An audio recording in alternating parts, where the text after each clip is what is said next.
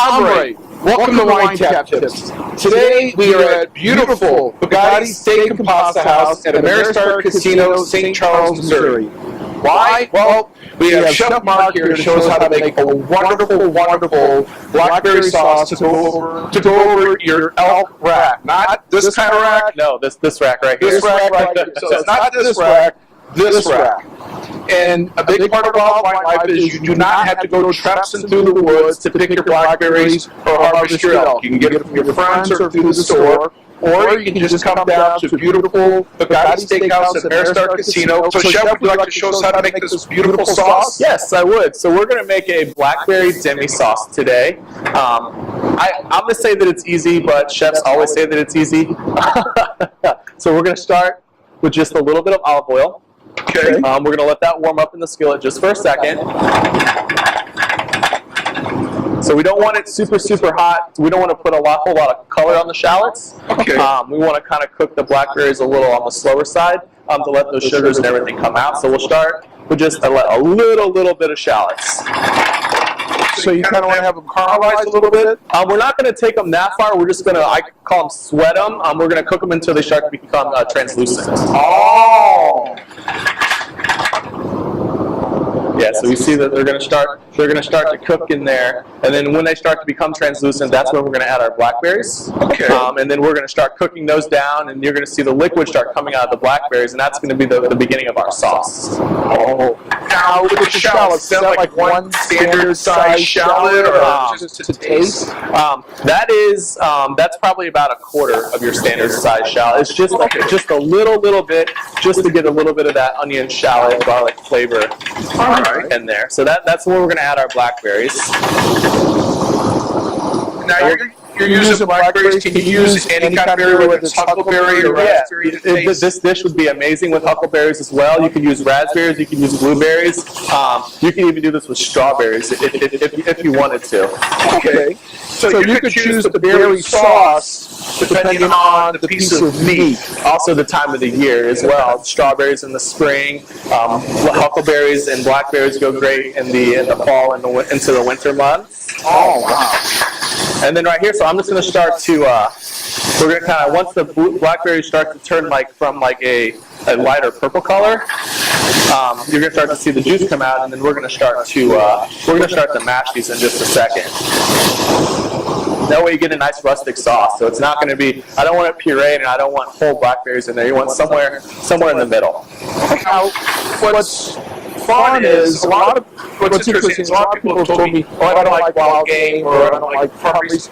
And I always told them, I said, try with an interesting sauce. The right sauce is complementary and really pops things. It does. It goes very well with the richness of the elk. Elk is wonderful because it's naturally tender. So the elk rack today, like we're not going to do anything to it, but put a little salt and pepper on it, grill it, herb encrust it, and then that's it. It's not brined or anything.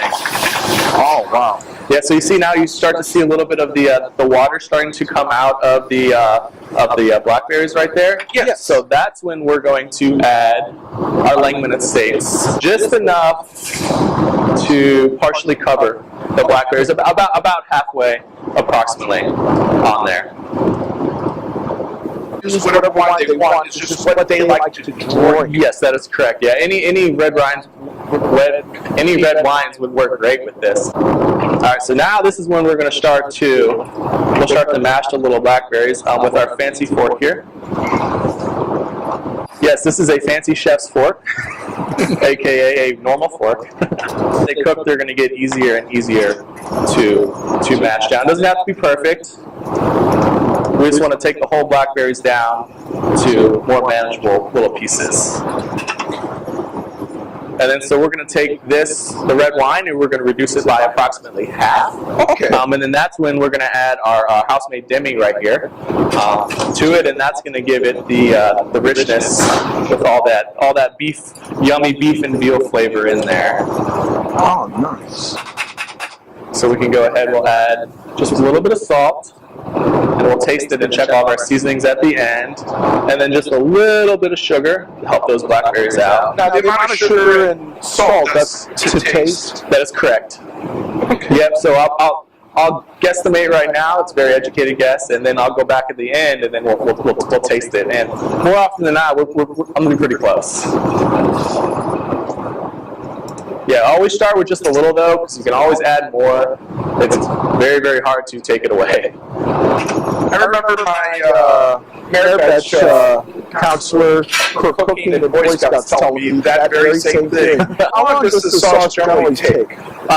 Probably start to finish. You'll probably, depending on how much you make, this size batch is probably going to be around 15 minutes. 15 minutes start to finish. If you put this in a skillet with a little bit more surface area, it's going to cook a little quicker than in a little pot like this. Could you start this, kind of cut it off at a certain point, and then that way while you're letting your elk or whatever rest a little bit, kind of finish it off the last 5 minutes? Yeah, so if you're going to find a stopping point, it would be as soon as this wine reduces by about half, that's when you can turn it off. You can kind of just leave it on the stove, and then while you finish your elk, and then you can add your demi at the very, very end to get the consistency that you're looking for. Okay. So, and then if you put a little too much wine in there, or the blackberries have a little bit more water in them than you're used to, you can always add just a touch of sugar in there. It's going to kind of give it that syrupy consistency that you're looking for. Yep. So we're going to use that, and then the demi. And now you've gone from a fork to the most important thing, a spoon. Spoon, yes, sir. So now we're going to add our veal demi. Now you make your demi-glaze here at Bugatti's, correct? That is correct. Yep. If somebody wants to try this at home, they can buy demi-glaze. That is correct. They don't have to go through the whole process of trying to make their own demi-glaze. That is correct. And then another important thing is, if you have any technical questions, when you come into Ameristar and try this wonderful dish, you can always ask for Chef Mark to ask him any questions that you might have. That is correct. I will come out and go over it with you. Yes. I know we've reduced it down a decent amount. You want it a little looser than you want your final product to be. That's just because right now it's so hot. Right now, you're not going to serve it this hot, so after it cools off a little, it's going to get a little thicker in consistency. Okay. So we want to just thicken up, chefs call it nappe, to where when you put a line across the spoon, your sauce stays on there like that, so it doesn't go down. So that's anymore on the spoon. Yes, sir. That is correct. Now I have horrible shotgun hearing. What was that term again? Nappe. Nappe. Nappe. Nappe. Yes. So now that we got the consistency that we want, we are going to give it a taste. Ooh. I'll let it cool off just a little. I have a mouth of steel, so I'll give it a taste first.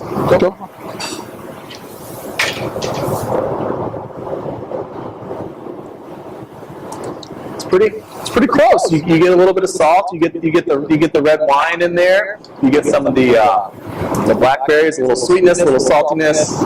I approve of that. I'm digging it. I'm really getting into this. Ready? Oh, yep, finished product. And then we're going to finish it off with our beautiful blackberry demi. Oh. We're just going to put just a little bit, just on the fronts, and kind of let it drizzle down the side of that into the plates. You can always ask for more on the side. Now, what's so neat about this is, food is an art, but you just make it so beautifully visually. When I try it at home, I never get to like this. So people don't have to have it this beautiful at home. They just Not at all. You can roast the elk rack whole, throw it on a platter, take your pocket knife, cut it out, dip it in sauce, whatever you like. It's delicious. So it's what you enjoy that matters. But if you want this beautiful taste in this beautiful presentation, come on down to Bugatti. So now we're at the best part of the whole thing, and that is the eating and drinking portion. We're joined by Matt Eli. He's the manager here at Bugatti's Steak and Pasta House. He's the guy that actually chooses all the wines when you come here to visit. So if you have a wine question, he's the guy to come to. I like this wine. It reminds me of that nice Heritage or Bordeaux style blend. Flavors go great, complement just about any meat. Basically, wonderful flavors. You get something along the lines of rich fruit from it, but it's smooth, it's easy to drink. It goes great with especially the sauce that we have here with the blackberry on it, just complements it perfectly. What do you think of the wine so far? I love the wine paired with this. It's such a versatile wine. Like Matt said, it can go with almost any meat. Like we are a steakhouse, so we have lots of steaks, lots of very good steaks, prime steaks, dry steaks, and this wine would pair nicely. As nice with this elk as it does any of those steaks as well. Okay. Well, can we give it a try hands-on now? Absolutely. 100%. That's okay. Chef, you do the honors.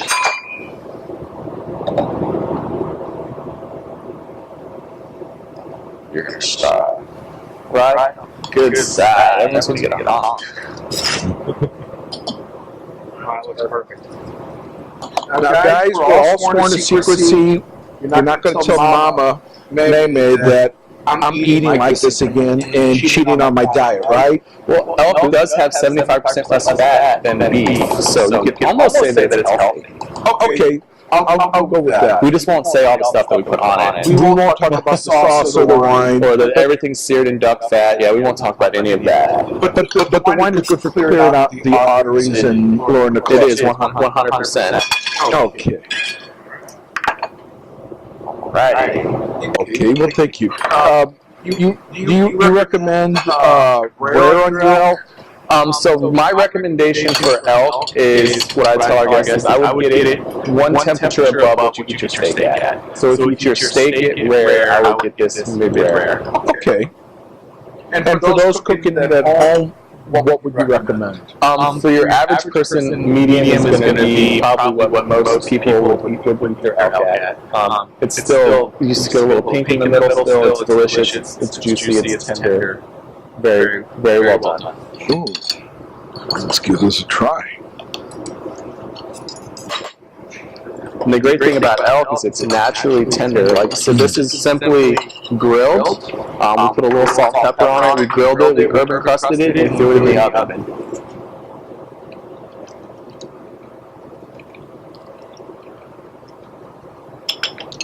Oh, this is so delicious.